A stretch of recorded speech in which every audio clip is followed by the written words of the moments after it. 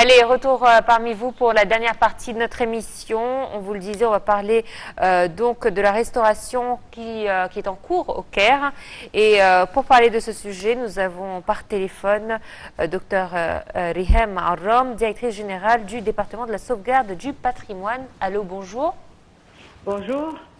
Alors, tout d'abord, si nous devions déterminer ou définir ce Caire dont on parle, qui est le Caire khedivial, il s'étend sur quelle zone? Bon, le Caire khedivial, c'est le terme qu'on donne à cette zone qui se trouve, qui a été construite par le Khedive Ismaïl Pacha lorsqu'il a pensé à faire une nouvelle capitale pour l'Égypte au cours du 19e siècle. Ça s'étend, on peut dire, du bord du Nil à l'ouest jusqu'au la place de l'Opéra à l'est et de la place Ramsès au nord jusqu'à cette région qu'on appelle Foum el-Khalig au sud. Donc c'est un peu cette partie qu'on appelle, cette région qu'on appelle Garden City avec le centre de la ville ou downtown du Caire. Toute cette zone-là, c'est cette zone qu'on l'appelle le Caire khedivial au nom du Khedive Ismaïl qui l'a construit. D'accord. Alors, si mes souvenirs sont bons, le Khedive Ismaïl était en visite à Paris, il est tombé amoureux, il est tombé sous le charme de la ville et il a demandé au baron Haussmann en ce temps-là de réaliser à peu près le même plan au Caire, c'est ça? C'est ça, exactement. Il a trouvé, et même le même plan de Paris en ce moment a été reproduit au Caire. C'est-à-dire les rues là-bas qui sont sous forme des rues qui sortent d'une place, comme par exemple la place de l'Étoile à Paris avec des rues radiantes comme des rayons qui sortent de l'Étoile. Ce même plan a été appliqué au Caire et c'est ça qu'on a dans les trois plus grandes places au centre-ville, la place de Salah Harb, la place de Mustafa Kemal et la place Abdi. Alors, la rue de Mohamed Ali aussi, elle est très particulière parce qu'on voit les arcades, les anciennes arcades qu'on voit aussi dans les rues de Paris. Justement, voilà. Mais aujourd'hui, que reste-t-il de ces ressemblances? Parce que, soyons honnêtes, le quartier a mal vieilli et parfois les traits de ressemblance ne sont pas forcément les mêmes. Exactement. Ça, c'est un grand projet qui nécessite la coopération de tout le monde. Les efforts du gouvernement ne seront jamais suffisants à faire retourner la ville à sa vraie gloire. On doit avoir un peu de la coopération, soit de la part du secteur privé, soit de la part du peuple même ou des habitants du centre-ville. Pour retourner au règlement et aux restrictions nécessaires pour préserver et sauvegarder toute cette région, retourner à son ancienne gloire et comme elle l'était avant. On a essayé depuis quelques années à faire un certain projet de réhabilitation pour les façades des immeubles les plus éminentes, les plus importantes du centre-ville, des travaux de restauration et non pas de repeindre comme on le prétend parfois. C'était des travaux de restauration complète pour les façades des immeubles. On a fait presque 300 immeubles au centre de la ville du Caire et certaines étaient en coopération des habitants même et des propriétaires des magasins. Ils étaient très coopératifs dans certaines régions du centre-ville, comme par exemple la rue El Alfi et la rue Al-Sherifine au centre-ville. Mais c'est un projet très ambitieux, ça nécessite encore plus de financement, plus de coopération avec les gens et plus de coopération avec le secteur privé. On a réussi dans les deux premières phases grâce à l'aide de l'Union des banques égyptiennes et parce qu'ils ont participé largement dans le financement. et aussi grâce à l'aide de certaines grandes compagnies qui sont propriétaires des immeubles au centre-ville, qui sont des compagnies du gouvernemental, comme les compagnies d'assurance. D'accord. Alors voilà, c'est comme ça qu'on essaye de travailler dans le centre-ville et ça nécessite encore plus de temps. Et quel est le rôle de l'UNESCO?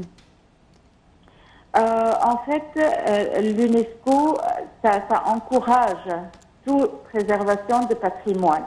Mais cette région-là n'est pas sur la liste du patrimoine mondial. Il y a une autre site qui est sur la liste du patrimoine mondial, qui est le Vieux Caire, l'ancienne Caire. Cette région-là autour de l'Azhar et d'Al-Hussein, la rue Al-Mu'izz, cette région-là qui commence à partir de la rue Mohamed Ali et se prolonge encore vers l'est.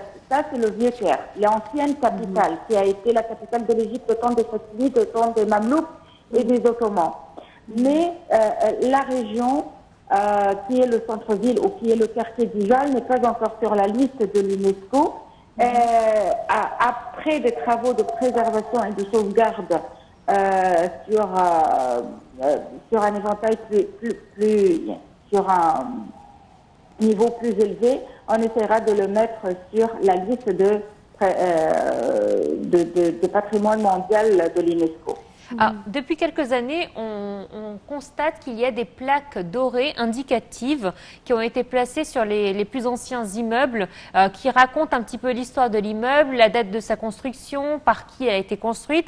Est-ce que cette démarche fait partie du cadre de restauration de cette zone? Oui, bien sûr. Parce que dans le cadre de réhabilitation de cette région-là, il fallait que les gens sachent pourquoi cette région est importante. Qui sont les gens qui ont habité ces immeubles? Pourquoi cet immeuble est un chef-d'œuvre et pourquoi on la considère comme une partie de notre patrimoine? C'est parce que dans cette région-là, il y avait un tel architecte qui est passé, qui a construit sur un plan européen dans une école d'architecture, je ne sais pas comment. Alors il a fallu bien sûr enregistrer tout cela sur ces plaques-là pour que les gens sachent un peu l'histoire de cette région. Non pas seulement pour les immeubles, mais aussi pour les rues. On a fait cela dans plusieurs rues du centre-ville. Le gouvernorat du Caire, selon les instructions de monsieur le gouverneur, le général Khalid Abdelaï, et en coopération avec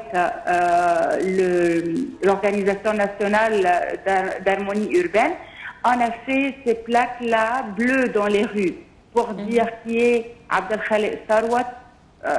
Par exemple, sur son nom, on a une très importante rue au centre-ville pour dire qui sont ces personnages-là et pourquoi cette rue-là est très importante, qui est passée, quels sont les événements les plus importants qui ont eu l'habitude de se dérouler dans ces rues-là. L'histoire de cette région est très riche, est très variée, et c'est ça qu'on voulait vraiment présenter aux gens. Et est-ce qu'il y a des brochures qui racontent les histoires de ces rues ou de ces quartiers, ou bien est-ce qu'il y a un site sur Internet pour les touristes et les Égyptiens aussi pour savoir plus sur cette richesse? Oui, il y en a un site, c'est fait par le secteur privé, mais c'est très bien et c'est encouragé parfois par le gouvernorat du Caire. Quand on peut, on rajoute des choses aussi. Ça s'appelle Downtown. Sur ce site, sur Facebook, vous pouvez trouver tous les événements les plus importants qui se déroulent dans le centre-ville, tous les restaurants, tous les événements et toutes les nouveautés qui arrivent. Et un peu d'histoire sur chaque bâtiment? Oui. Sur tous les bâtiments sur lesquels on travaille en ce moment.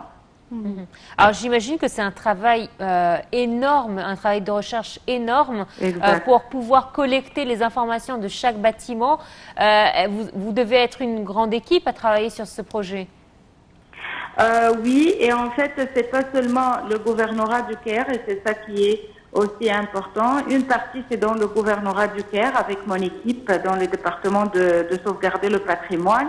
Une partie aussi très importante dans l'Organisation nationale d'harmonie urbaine.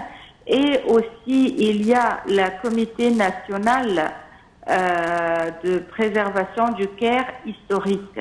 Et ça, c'est présidé par l'assistant de Monsieur le Président pour les projets stratégiques et nationaux, Monsieur Chérif Ismail. Alors, toutes ces forces-là et tous ces grands personnages avec leurs équipes, ils travaillent à collecter toutes ces informations importantes sur le Caire Kédival et à travailler ensemble sur le Caire Kédival. Eh bien, écoutez, bonne chance et bonne continuation dans le reste de votre projet. Dr Rihem Aram, vous étiez donc notre invité de ce matin. Vous êtes directrice générale du département de la sauvegarde du patrimoine. Merci à vous. Très bonne journée. Voilà, c'est donc ainsi que prend fin notre émission que j'ai eu le plaisir de partager en votre compagnie et surtout celle de ma collègue Yara Choucha. Merci. Yara. Merci Nora, merci mesdames et messieurs et à la prochaine.